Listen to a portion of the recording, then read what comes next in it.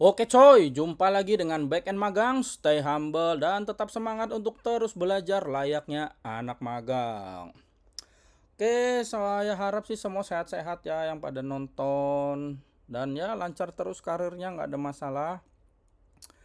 Oke, jadi kali ini Backend Magang tuh bakal bahas tentang ya clean arsitektur, terutama dalam penerapannya di Golang ya. Dan konteksnya juga dalam ketika di Golang ini kita membuat backend services gitu, yang istilahnya service ini ya pasti akan membuat API gitu ya. Sebenarnya ada telat gitu saya bahas ini ya, soalnya kan di video-video saya sebelumnya tuh udah ada contoh project yang rekan-rekannya bisa clone gitu kan, dan itu udah nerapin clean arsitektur sebenarnya ya. Cuma oke deh, karena ada request kita coba bahas kayak mana sih clean arsitektur ini gitu kan. Jadi sebenarnya gini ya, clean arsitektur itu kadang tuh dibikin kayak ribet banget gitu, terus banyak perdebatan di situ ya. Cuma kalau menurut saya ya kita mengacu ke prinsip kita dalam membuat code lah, yaitu KISS gitu kan, keep it simple gitu. Jadi ya dibikin simple aja, jangan bikin ribet. Jadi clean arsitekturnya apa sih bang ya? Kalau yang belum tahu ya, kalau yang udah tahu ya udahlah ya. Intinya clean arsitektur itu adalah prinsip desain sebuah software ya, perangkat lunak gitu kan, yang memungkinkan sistem ini tuh jadi lebih mudah dipahami, jelas, terus mudah diubah-ubah, mudah diganti-ganti gitu ya, ada perubahan tuh dia nggak ribet, mudah diuji juga, jadi dia bakal testable banget, dan ya mudah dipelihara tentunya gitu kan. Dan tujuan maupun kayak mana penerapan itu intinya clean arsitektur ini bakal memisahkan kode-kode kita itu menjadi ya layer-layer yang terpisah gitu loh, sehingga tuh kalau ada perubahan pada satu bagian itu nggak akan mempengaruhi bagian yang lainnya, dan yang tadi ya pasti lebih mudah dipahami karena layer by layernya itu udah jelas ini seperti itu. Jadi ya pada konsep clean arsitektur ini setiap komponen itu istilahnya dia bersifat independen lah, dan dikelompokkan nih. Ini garis bawah ini dia dikelompokkan nih berdasarkan fungsinya. Nah, gitu. Jadi dikelompok-kelompokin, diatur yang rapi gitu kan. Intinya harus lebih rapi lah daripada kamar-kamar kalian ya, termasuk kamar saya juga sih sebenarnya. Jadi tujuan itu ya supaya kode itu lebih mudah lah dikembangkan kan, apalagi kalau misalnya ada perlu peningkatan gitu yang lebih kompleks, dan yang pastinya ya kita akan mudah dalam maintenance, dan terutama yang tadi saya sebut testing, karena biasanya kita back end itu harus bikin unit testing kan, seperti itu. Nah, supaya enak ya kodenya tuh harus testable ini seperti itu. Kayak mana bikin unit testing itu udah ada ya di video saya sebelumnya, yang tentang bikin unit testing nggak pusing, itu juga udah pakai project yang pendekatannya udah clean arsitektur, nanti bisa di clone ya. Nanti project itu saya pakai lagi di sini sih, jadi nanti saya kasih lagi link GitHub-nya kalau kawan-kawan ini mau clone gitu biar bisa dipelajari lagi. Oke, biar nggak banyak cincong kita langsung aja. Nah, jadi tuh sebenarnya sih ada 4 komponen utama lah kalau yang saya rangkum ya, intinya seperti itu. Yang paling penting tuh ini, dan yang jadi masalah ini kadang komponen-komponen ini tuh bilang itu banyak perbedaannya juga ngomongnya ya, cuma intinya sih sama gitu. Kayak yang pertama itu entities ya. Nah, entities ini ada yang nyebut model, ada yang nyebut apalah yang lain. Intinya ini tuh yang isinya bisa objek, bisa struct yang intinya tuh dia punya kegunaan umum nih. Jadi bisa dipakai, bisa dipanggil ke layar-layar yang lain dalam istilahnya tuh untuk nerima data-data ini seperti itu. Gitu. Bukan nerima ya, nampung lah intinya seperti itu ya. Simpelnya kayak gitu. Terserah lah mau didefinisikan seperti apa. Intinya dia ini bisa objek, bisa struct, apapun itu, intinya kegunaannya umum. Itu seperti itu. Nah, yang kedua, use case. Nah, use case ini ada yang bilang use case layer, ada yang bilang business layer ya. Buat sama aja lah ya. Intinya di situ letaknya tuh dia ini kita pakai untuk logika bisnisnya seperti itu. Jadi logika spesifik yang nanti dilakukan di sistem kita itu ditaruh di sini. Nah, yang ketiga itu ada yang nyebutnya ada yang nyebutnya driver, ada yang nyebutnya repo, ada.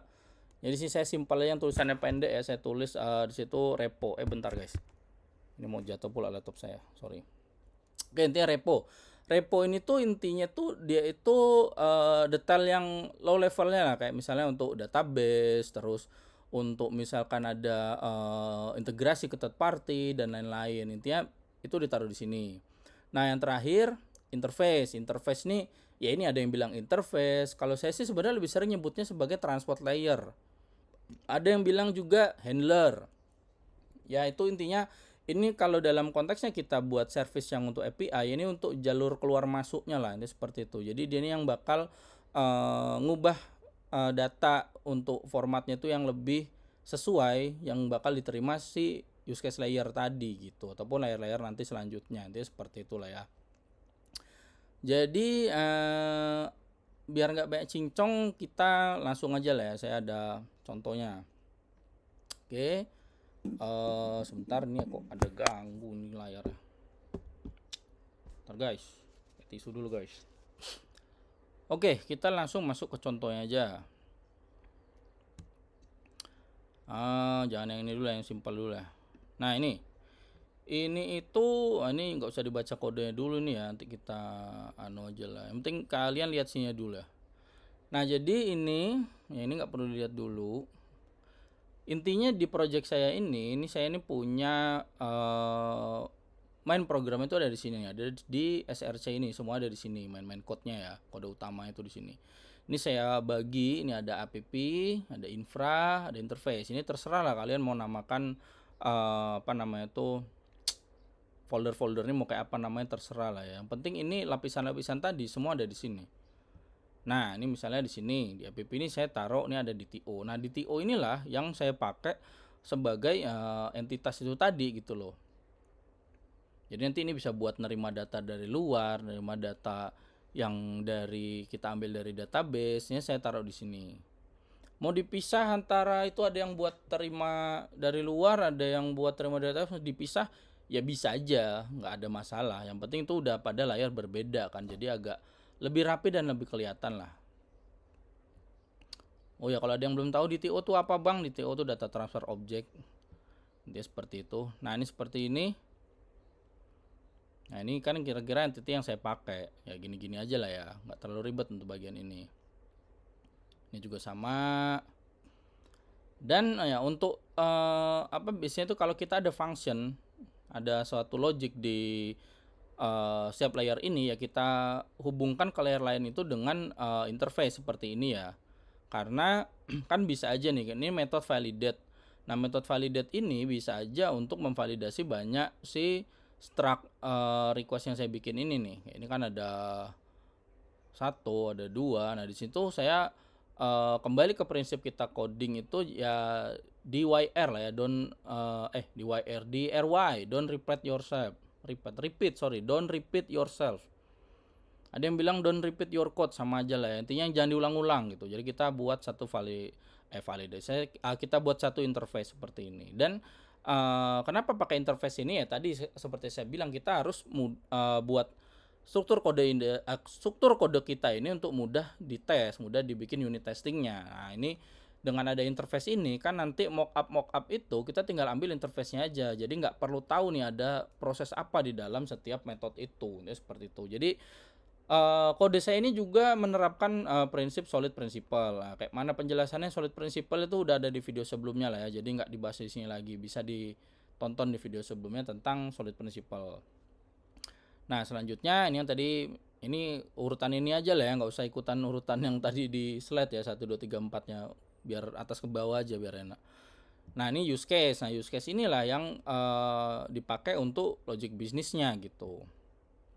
Kayak ini si book nih ngapain sih? Oh get book by subject nih kayak mana? Nah kebetulan di sini untuk nanti bagian si repo itu tuh saya kalau di project ini lagi nggak pakai SQL ya, saya cuma pakai Redis di sini. Jadi ya tapi itu sama aja ya konsepnya. Ini nanti si get subject ini dia akan manggil ke repo seperti ini, sama yang selanjutnya juga akan seperti itu. Dia seperti itulah ya, kita pisahin nih. Nah ini sama, saya buat interface juga, dan kebutuhannya si use case ini ya saya taruh di sini nih, di use case struct ini. Nah ini ada kebutuhan dari repo. Nah ini ada satu requirement lagi ya, dependensi lagi lah, terserah bilangnya apa. Ini untuk integrasi ke third party. Kebetulan ya di project ini tuh ada integrasi ke third party. Nah ini saya taruh di apa namanya itu bilangnya, dikelompokkan di layer yang sama seperti itu, nanti bisa kelihatan. Kalau yang ini usecase.go ini sebenarnya biar gampang aja. Jadi saya bilang itu mengcater semua si use case itu dalam satu struct ini biar nanti gampang manggilnya. Nah, baru ini yang tadi saya sebut yang si repo-repo ini ya, ada yang bilang itu driver ya, intinya sama aja lah. Intinya ini untuk yang ke low levelnya itu kayak misal ke DB tadi, ke third party atau apapun itu. Nah, ini termasuk di sini ada membutuhkan broker, circuit breaker, ini konfigurasi dan code-nya saya taruh di sini, ini seperti itu. Untuk brokernya di sini saya pakai NAT ya, cuma kita nggak usah bahas kayak mana. Intinya di sinilah yang kebutuhan infrastrukturnya nih. Jadi saya taruh di sini. Seperti yang tadi ada si Redis-nya, ini saya taruh di sini. Nah, ini untuk konfigurasi Redis-nya, inisiasinya di sini. Nah, si Redis ini tadi kan ada metode-metode yang dipanggil tuh di use case. Nah, itu ada di sini nih. Ini si set data, si get data, dan kembali untuk komunikasi mereka antar layer kita taruh di sebuah interface seperti ini. Kayak mana sih kenapa ditaruh di interface itu kan ya, nanti bisa dilihat lah ya untuk unit testingnya. Nah, baru nih yang terakhir saya taruh di sini namanya interface. Ini yang saya sebut transport layer, atau ada yang bilang handler, ada juga yang bilang interface, ya sama aja lah ya. Nah, di sini ya ini kebetulan saya saya kelompokin lagi REST gitu, karena kadang di project di kerjaan saya itu nggak cuma REST gitu, ada gRPC juga dan ada yang lain-lain seperti itulah ya. Nah, di sini nih saya kelompokin semua dari handler, terus nah kenapa sih respon ini ada di sini ya, karena menurut saya ya, ini opini saya aja, si metode-metode yang saya gunakan untuk membuat respon itu kan hubungannya sama si interface ini, jadi ya saya taruh di sini. Intinya pengelompokan aja lah supaya lebih rapi dan ya lebih mudah di maintenance nantinya. Ini handler-handlernya, ini tadi ada si books dan lain-lain, misalnya si books ini. Nah, ini kan si layer interface ini atau si transport layer ini yang nantinya bakal terima nih data dari luar nih. Terus nanti diterusin datanya itu ke use case-nya, seperti ini dipanggil use case-nya.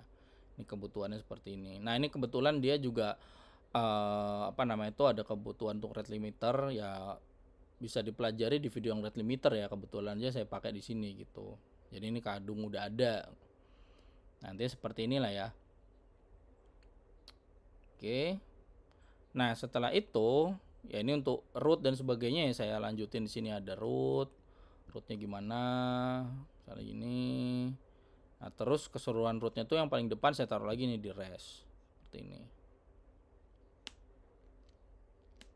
Nah, tepatnya itu di sini. Aduh, kelewatan.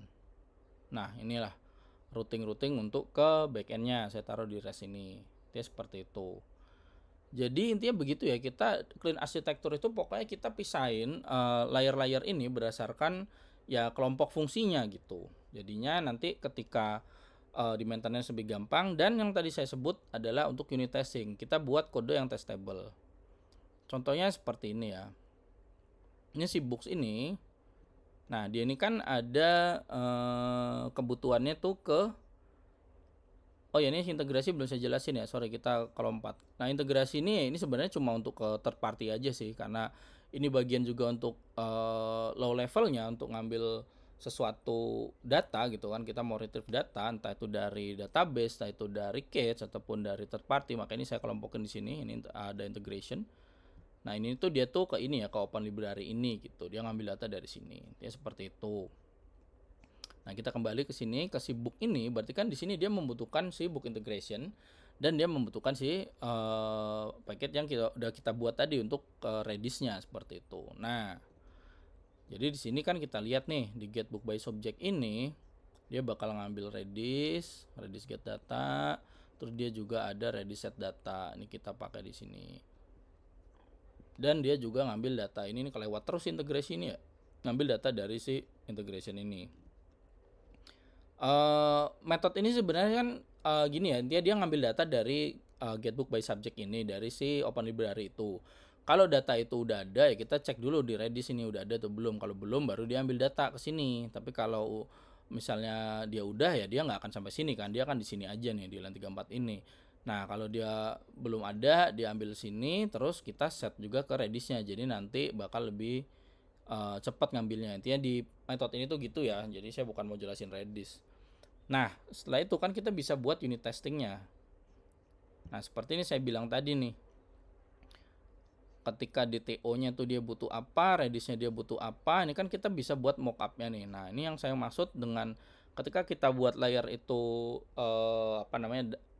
independen gitu ya, terus kita tinggal hubungkan antar layer ini dengan sebuah interface, ya ininya nanti kita bakal enak di proses mockupnya. Contohnya seperti ini tadi, kita mockup misalnya yang si Redis. Nah, ini kan kita tinggal mockup aja nih, kita panggil aja. Jadi dari interface mana, set data tuh ngapain, get data tuh ngapain. Kita nggak perlu tahu keseluruhan di dalam sebuah metodenya tuh bakal ada apa aja. Di sini kan mockupnya pokoknya dia bakal si get data nih, misalnya dia bakal terima argumen paramnya apa, keluarannya bakal apa. Jadi nanti ketika dia getnya apa, oke atau enggak, dia seperti itu. Nah, nanti kalau ini mau dipelajarin detailnya tentang unit testingnya di video saya sebelumnya ya, itu udah ada. Nah, dengan mockup yang lebih gampang seperti ini kan, jadi nanti pas kita unit testing juga lebih enak. Contohnya seperti ini. Ini mockupnya kita udah set up. Nah, misalkan ini kan kita tes get by subject from Redis success. Jadi intinya di tes yang pertama ini dia dari Redisnya sukses atau enggak gitu kan. Ya udah kan kita tinggal bikin DTO-nya, panggil si mock-nya. Jadi yang kita panggil mock-nya, mockupnya. Terus ya kita panggil nih use case aslinya nih. Baru kita lakukan tesnya. Misalnya kalau ini saya jalankan semua,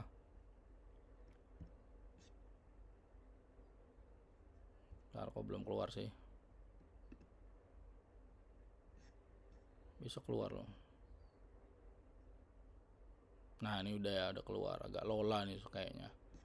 Jadi kita bisa lihat di sini. Nah, ini kan kode saya udah coverage semua nih 100%. Tuh, gini. Jadi dengan clean arsitektur, struktur kita rapi dan pengkodingan kita juga rapi, tapi ya walaupun kita udah istilahnya melakukan pendekatan clean arsitektur, tapi kita buatnya juga nggak rapi, kayak misalnya ada kode yang berulang, terus juga nggak kita keluarkan dari layer by layer itu dengan interface, ya bakal tetap itu jadi nggak clean, seperti itu. Jadi ya intinya clean arsitektur tuh ya mudahnya tuh seperti inilah ya kita bikinnya. Ini udah 100% coverage.